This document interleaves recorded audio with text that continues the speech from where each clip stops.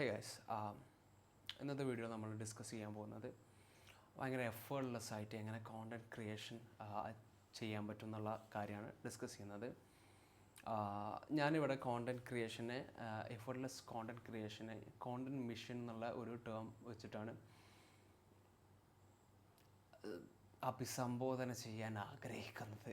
Okay, content mission എന്നുള്ളതുകൊണ്ട് ഉദ്ദേശിക്കുന്നത് ഒരു സിസ്റ്റം ആൻഡ് പ്രോസസ്സ് നമ്മളൊരു സ്റ്റാൻഡേർഡ്സ് സെറ്റ് ചെയ്തിട്ട് ആ സ്റ്റാൻഡേർഡ്സ് അല്ലെങ്കിൽ സിസ്റ്റം സെറ്റ് ചെയ്തിട്ട് ആ സിസ്റ്റം റൺ ചെയ്യിപ്പിക്കുകയാണെങ്കിൽ കോണ്ടൻറ് പ്രൊഡ്യൂസ് ചെയ്ത് വരുന്ന തരത്തിലുള്ള ഒരു കാര്യത്തെയാണ് കോണ്ടൻറ് മിഷൻ എന്നുള്ളതുകൊണ്ട് ഞാനിവിടെ ഉദ്ദേശിക്കുന്നത്. അത് നമ്മളുടെ ടീമിൽ നമ്മൾ വർക്ക് ചെയ്തിട്ട് നമ്മളായിട്ട് കോയിൻ ചെയ്ത ടേമാണ്. അതിന് വേറെ അർത്ഥം ഉണ്ടോ എന്നുള്ളത് എനിക്കറിയില്ല. അതിനാണ് യൂസ് ചെയ്യുന്നത്. Okay, disclaimer. ഓക്കെ, കോണ്ടൻറ് മെഷീന് നമ്മളെങ്ങനെ ബിൽഡ് ചെയ്യും? കോണ്ടൻറ് മെഷീൻസിന് രണ്ട് കാര്യങ്ങളാണ് വേണ്ടത്: സിസ്റ്റംസ് ആൻഡ് പ്രോസസ് ആൻഡ് സ്പ്രിൻറ്റ്/ബാച്ചസ് എന്ന് പറയാം. ഓക്കെ, ഇതിൽ സിസ്റ്റംസ് ആൻഡ് പ്രോസസ്സ് എന്ന് പറയുമ്പോൾ എന്താണ്? നമ്മളൊരു സിസ്റ്റം ക്രിയേറ്റ് ചെയ്യുക. അതായത് ഇപ്പോൾ എല്ലാ ചൊവ്വാഴ്ചകളിലും നമ്മൾ ഇ-കോമേഴ്സിയുടെ പോഡ്കാസ്റ്റ് ഷൂട്ട് നമ്മൾ നടത്തും. ഓക്കെ, ഇതിലേക്ക് എല്ലാതും അലൈൻഡാക്കി കൊണ്ടുവരാം. അതായത് ഗസ്റ്റിൻ്റെ ലിസ്റ്റ് ഉണ്ടാവും. ഈ ചൊവ്വാഴ്ച ഈ ആഴ്ചയിൽ ഈ ചൊവ്വാഴ്ച നമ്മൾ ഷൂട്ട് ചെയ്യാൻ പോകുന്നത് ഈ ഗസ്റ്റാണ് എന്നുള്ള ഒരു ധാരണ അവിടെ വരും. ഓക്കെ, ദെൻ ആ ഒരു പ്രീ പ്രൊഡക്ഷൻ കാര്യങ്ങൾ അത് നടക്കണം. ഗസ്റ്റിൻ്റെ ഒരു പൂൾ ഉണ്ടാവും.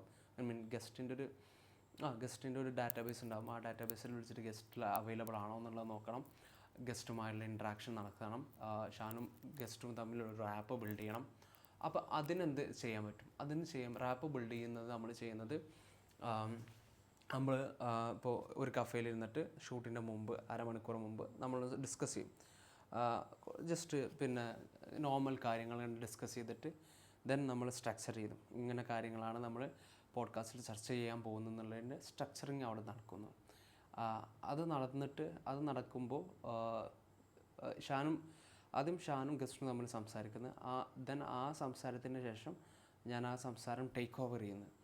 കോൺവെർസേഷൻ ടേക്ക് ഓവർ ചെയ്തിട്ട് ഞാൻ ഗസ്റ്റിനോട് കാര്യങ്ങൾ പറയും. ഇതാണ് ഇ-കോമേഴ്സിയുടെ ഓഡിയൻസ് ഇതാണ്. അപ്പോൾ ഈ ഓഡിയൻസിലേക്ക് ഇത്തരത്തിലുള്ള കോണ്ടൻറ്റ്സാണ് നമ്മൾ ഡെലിവർ ചെയ്യുന്നത്. അതിലേക്ക് അലൈൻഡായിട്ട് നമ്മൾ ഇന്ന ടോപ്പിക്സാണ് നമ്മൾ അവിടെ ഡിസ്കസ് ചെയ്യുന്നത്. അത് കഴിഞ്ഞിട്ട് നമ്മളെ സിസ്റ്റം പ്രോസസ്സ് ഈസി ആക്കുന്നതിന് വേണ്ടിയിട്ട് ഇതിൽ നമ്മൾ ഡിസ്കസ് ചെയ്യുന്ന കീ പോയിൻറ്റ്സ് നമ്മൾ നോട്ട് ചെയ്ത് വെക്കും. ദെൻ ആ പോയിൻറ്റ്സിനെ നമ്മൾ നമ്മൾ റീലാക്കി കൺവേർട്ട് ചെയ്യുന്നു. റീൽ സെപ്പറേറ്റ് നമ്മൾ ഷൂട്ട് ചെയ്യുന്നത്. കാരണം നമ്മളെ ടീം എന്ന് പറയുന്നത് ആകെ 3 പേരാണ്. ഞാനും ഷാനും ഒഴികെ 3 പേരാണ് നമ്മളുടെ ടീമിൽ വേറെ ഉള്ളത്, മീഡിയ ടീമിൽ.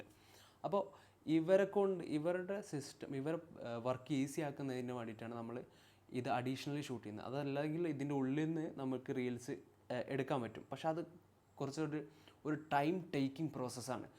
അപ്പോൾ അത് നമുക്ക് നമുക്ക് കുറേ ടൈം അവിടെ ഇൻവെസ്റ്റ് ചെയ്യാൻ ഇല്ലാത്തതുകൊണ്ട് നമ്മൾ ആ പ്രോസസ്സിനെ കുറച്ചും കൂടി ഈസി പ്രോസസ്സാക്കി മാറ്റിയതാണ് ഈ ഒരു കാര്യം. അപ്പോൾ ഷൂട്ടിൽ തന്നെ നമുക്ക് ചെറിയ ആ ഒരു പോയിൻറ്റിനെ, ഒരു കീ പോയിൻറ്റിനെ നമ്മൾക്ക് കംപ്രസ് ചെയ്തിട്ട് 1 മിനിറ്റിലേക്ക് അല്ലെങ്കിൽ 1.5 മിനിറ്റിലേക്ക് സംസാരിപ്പിച്ചെടുക്കുകയും അതിനെ മിനിമൽ എഡിറ്റ്സ് ത്രൂ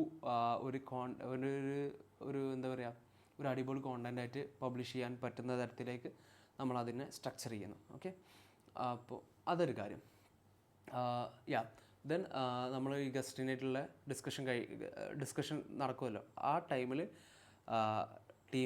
നമ്മളുടെ ടീം ഇത് സെറ്റ് ചെയ്തിട്ടുണ്ടാവും. ക്യാമറ ആംഗിൾസ് കാര്യങ്ങളൊക്കെ സെറ്റ് ചെയ്തിട്ട് റെഡി ആയിട്ടുണ്ടാവും. ദെൻ ഗസ്റ്റ് അവിടെ എത്തുമ്പോഴത്തേക്കും നമ്മളൊരു ഫൈനൽ ചെക്ക് ചെയ്യും. എങ്ങനെയാണ് ഇത് നോക്കും, ക്യാമറ കറക്റ്റ് ആണോ എന്നുള്ളത് ഫൈനൽ ചെക്ക് ചെയ്യും. ഓക്കെ, ദെൻ നമ്മൾ ഫസ്റ്റ് ഇത് ഷൂട്ട് ചെയ്യും. ഷെഡ്യൂൾ നമുക്ക് 3 ഷെഡ്യൂളാണ്. 3 ഘട്ടങ്ങളായിട്ടാണ് നമ്മൾ ഷൂട്ട് ചെയ്യുന്നത്. അപ്പം 3 ഘട്ടങ്ങളിൽ ഷൂട്ട് ചെയ്യുന്നത്, ഫസ്റ്റ് അരമണിക്കൂർ നമ്മൾ ഷൂട്ട് ചെയ്യുമ്പോൾ നമ്മൾ എഡിറ്റിംഗ് ടേബിളിൽ തംബ്നെയിൽസ്, ഡിസ്ക്രിപ്ഷൻ പോലത്തെ കാര്യങ്ങളുടെ വർക്ക് നടക്കുന്നുണ്ടാവും. മീൻവൈൽ നാജി നോട്ട് ചെയ്യുന്നുണ്ടാവും. ഇതിനു മുമ്പ് ഞാനായിരുന്നു ഡയറക്റ്റ് ചെയ്തിട്ടുണ്ടായിരുന്നത്. ഇപ്പോൾ നാജി ആണ്. എന്നെ ഇൻസ്റ്റഗ്രാമിൽ ഫോളോ ചെയ്യുന്നവർക്ക് അറിയാം, അല്ലെങ്കിൽ ഇ-കോമേഴ്സിൻ്റെ ബാക്ക് എൻഡ് ടീമിനെ ഫോളോ ചെയ്യുന്നവർക്കറിയാം നാജിയാണ് നമ്മളുടെ കോണ്ടൻറ് ഏരിയ ഇപ്പോൾ കൈകാര്യം ചെയ്യുന്നത്, ലീഡ് ചെയ്യുന്നത്. അപ്പോൾ നാജിയാണ് ഇപ്പോൾ ഡയറക്റ്റ് ചെയ്യുന്നത്. നാജി ഇത് ഒരു നോട്ട് പാഡിൽ അവനിങ്ങനെ എഴുതും ഓരോ പോയിൻറ്റ്സ്. ഓക്കെ, ഡയറക്റ്റ് ചെയ്യുമ്പോൾ തന്നെ ദെൻ ഫസ്റ്റ് 30 മിനിറ്റ്സ് നമ്മൾ ഷൂട്ട് ചെയ്ത് കഴിയും. ഓക്കെ, അപ്പോൾ നമ്മൾ എസ് ടി കാർഡ്സ് നമ്മൾ ചേഞ്ച് ചെയ്യും. ഈ ചേഞ്ച് ചെയ്യുന്ന എസ് ടി കാർഡ്സ് ചേഞ്ച് ചെയ്യുന്ന വേളയിൽ ഇത് നിഹാലിന് കൈമാറും. നിഹാലാണ് നമ്മൾ എഡിറ്റർ. നിഹാൽ അത് എഡിറ്റ് ചെയ്ത് തുടങ്ങും ഫസ്റ്റ് ഹാഫ്. ഓക്കെ, അപ്പോൾ ഫസ്റ്റ് ഹാഫ് എഡിറ്റ് ചെയ്ത് തീരാറാകുമ്പോഴത്തേന് സെക്കൻഡ് ഹാഫ് ഷൂട്ട് ചെയ്ത് കഴിഞ്ഞിട്ടുണ്ടാവും. ഓക്കെ, അപ്പോൾ ദെൻ സെക്കൻഡ് ഹാഫ് എനിക്ക് കൈമാറുന്ന അപ്പോഴത്തേക്ക് നമ്മൾ റീൽ ഷൂട്ട് ചെയ്യും അനദർ 30 മിനിറ്റ്സ്. ഓക്കെ, ഈ 30 മിനിറ്റ്സിൽ റീൽ ഷൂട്ട് ചെയ്യുമ്പോൾ ഇവന് ഇത് ഫുൾ റോക്കറ്റ് റെഡിയാക്കിയിട്ടുണ്ടാവും. ഈ റോക്കറ്റ് പിന്നെ നാജി റിവ്യൂ ചെയ്യുന്നു. ദെൻ റിവ്യൂ ചെയ്യുന്ന ടൈമിൽ റീൽസ് എഡിറ്റ് ചെയ്യുന്നു. അങ്ങനെ ഒരു കോണ്ടൻറ്റ് പ്രൊഡ്യൂസ് ചെയ്യാൻ മാക്സിമം 24 hours എന്നുള്ളതാണ് നമ്മളുടെ ഒരു എന്താ പറയുക, നമ്മൾ സെറ്റ് ചെയ്തിട്ടുള്ള ഒരു സ്റ്റാൻഡേർഡ്. അപ്പോൾ അതിൻ്റെ ഉള്ളിൽ പ്രൊഡ്യൂസ് ചെയ്ത് കഴിയണം. ദെൻ അത് കഴിഞ്ഞിട്ട് ബാക്കിയുള്ള ടൈം നമ്മൾ ബാക്കിയുള്ള കാര്യങ്ങളിലേക്ക് ഇൻവെസ്റ്റ് ചെയ്യുക എന്നുള്ളതാണ് നമ്മൾ ചെയ്തുകൊണ്ടിരിക്കുന്നത്. ഇങ്ങനെ ഒരു പ്രോസസ്സ് അവിടെ വർക്ക് ചെയ്യുന്നുണ്ട്. അപ്പോൾ ഈ 24 hours എന്നുള്ളതുകൊണ്ട് ഉദ്ദേശിക്കുന്നത് ഒരു ദിവസമല്ല, 2 ദിവസം ഞാൻ ഉദ്ദേശിച്ചത്. അതായത് ഫസ്റ്റ് ഡേ തന്നെ ഏകദേശം ഓൾമോസ്റ്റ് എല്ലാ വർക്കും കഴിഞ്ഞിട്ടുണ്ടാവും. ഒരു 80% വർക്ക് കഴിഞ്ഞിട്ടുണ്ടാവും.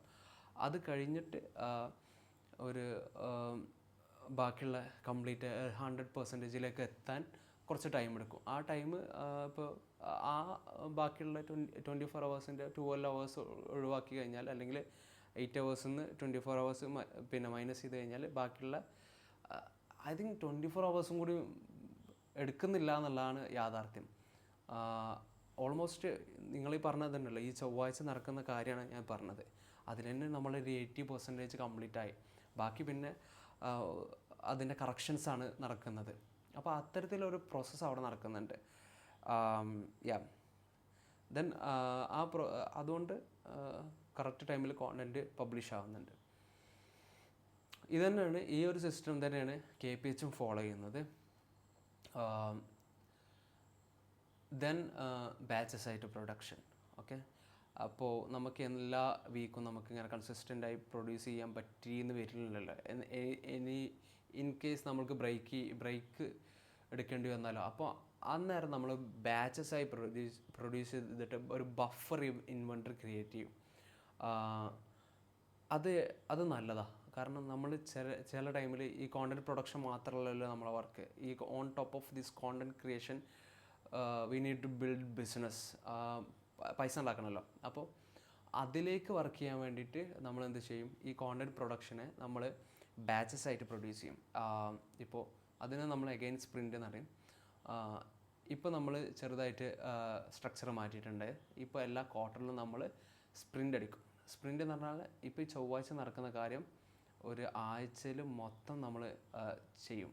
ഓക്കെ, ഇതിന് മുമ്പത്തെ ലാസ്റ്റ് ഇതിൽ ഐ തിങ്ക് നമ്മളൊരു 8 to 10 എപ്പിസോഡ്സ് സ്പ്രിൻ്റ് അടിച്ചിട്ട് ഇത് മൊത്തത്തിൽ റിവ്യൂ ചെയ്തിട്ട് തീർക്കുക എന്നുള്ളതാണ്. അപ്പോൾ അതായത് 2 മാസത്തേക്കുള്ള കോണ്ടൻറ്റ് നമ്മൾ പ്രൊഡ്യൂസ് ചെയ്തിട്ട് വെച്ചിട്ടുണ്ടായിരുന്നു.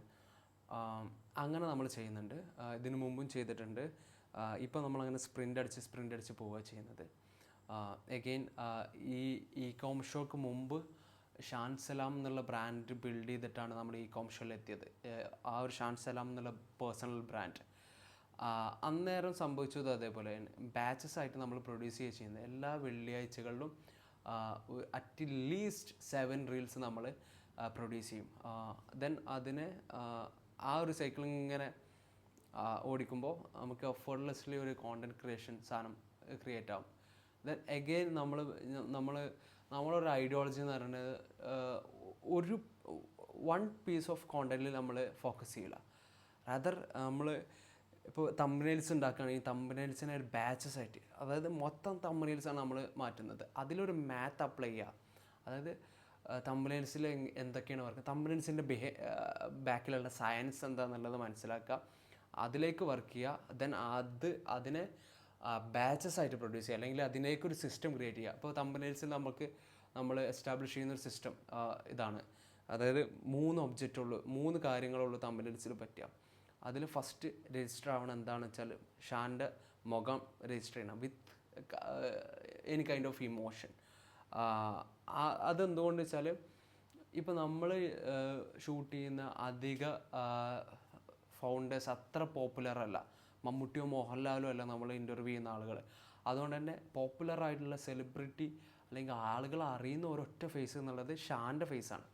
അപ്പോൾ ഷാൻ്റെ ഫേസിനെ നമ്മൾ മാക്സിമം യൂസ് ചെയ്യുക ചെയ്യുന്നത് അവിടെ. ഓക്കെ, അതല്ല നമ്മളിപ്പോൾ ഇനി ഒരു മോഹൻലാലിനെ കൊടുത്തിട്ട് ഇൻ്റർവ്യൂ ചെയ്യുകയാണെങ്കിൽ അവിടെ മോഹൻലാലിൻ്റെ ഫോട്ടോ ആണ് നമ്മൾ പ്രൊജക്റ്റ് ചെയ്യുക. കാരണം ആളുകളുടെ ഏറ്റവും പെട്ടെന്ന് രജിസ്റ്റർ ആവുന്ന മുഖം അതാണ്. ഓക്കെ, അത് നമ്മളുടെ തംബ്നെയിൽസ് നോക്കിയാൽ നിങ്ങൾക്ക് മനസ്സിലാവും. ഓക്കെ, അത് ഫസ്റ്റ് ഒബ്ജക്റ്റ്.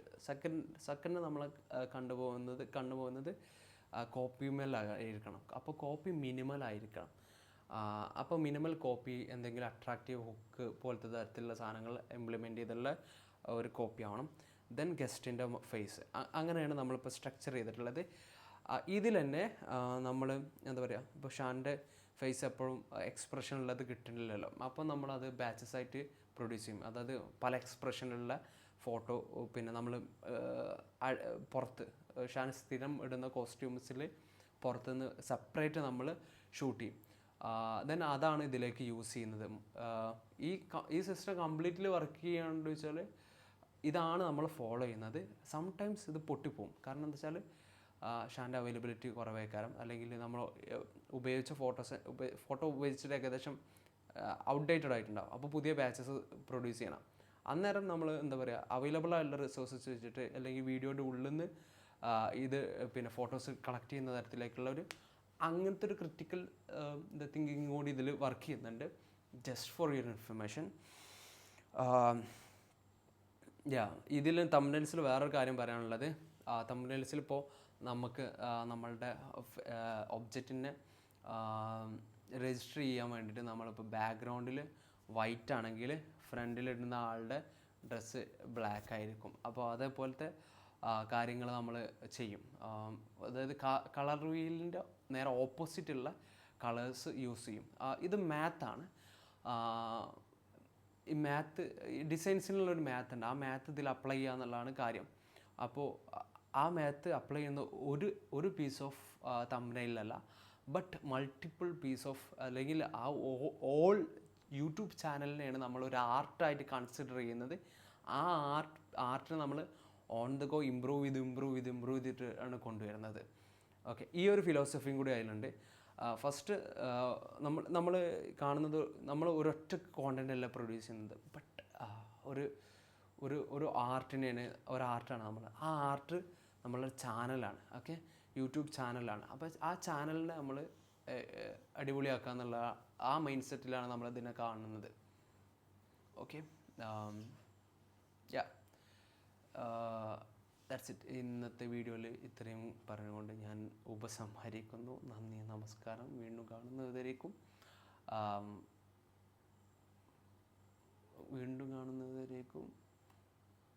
വണക്കം.